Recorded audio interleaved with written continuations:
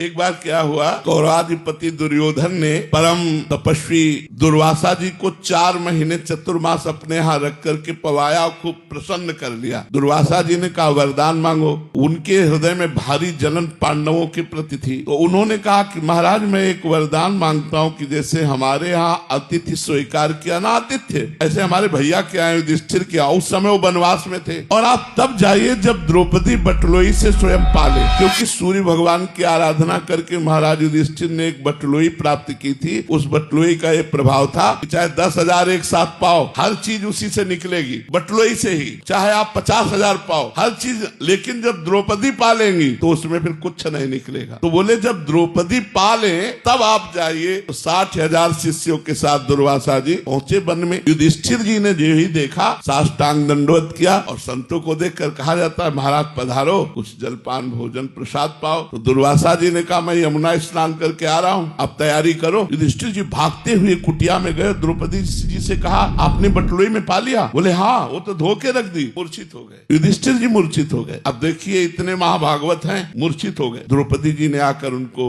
क्या बात हो गई, मेरे पाने की बात सुनकर आप मूर्छित क्यों हो गए? अरे बोले 60,000 शिष्यों के साथ दुर्वासा ऋषि पधारे हैं, आतिथ्य के लिए निमंत्रण दे दिया है, यदि उनको नहीं पवाते तो साप दे के जाएंगे वो, अब क्या होगा? तो द्रौपदी जी ने कहा तुम्हें सूर्य प्रदत्त बटलोई पर विश्वास है, श्री कृष्ण पर नहीं। ये खास बात पकड़िए। द्रौपदी जी का चीरहरण हो चुका था, उस समय उन्होंने देख लिया था, इसलिए पूर्ण विश्वास श्री कृष्ण पर हो गया था। उन्होंने कहा तुम्हें एक बटलोई पर विश्वास है सूर्य प्रदत्त, लेकिन भगवान श्री कृष्ण पर विश्वास नहीं, आप प्रसन्न रहिए। और कहा हे कृष्ण, देखा सामने से पीताम्बर फहराते हुए आए। कहा द्रौपदी बहुत भूख लगी है। बोले समस्या पे समस्या तो इसी बात की है, 60,000 शिष्यों के साथ दुर्वासा ऋषि आए, हमने बटलोई में पा लिया। तो भगवान ने कहा बटलोई लाओ, और उससे एक शीत चिपका हुआ निकला साग का, और जे भी मुख में डाला पूरा विश्व तृप्त हो गया। जे भी भगवान ने पाया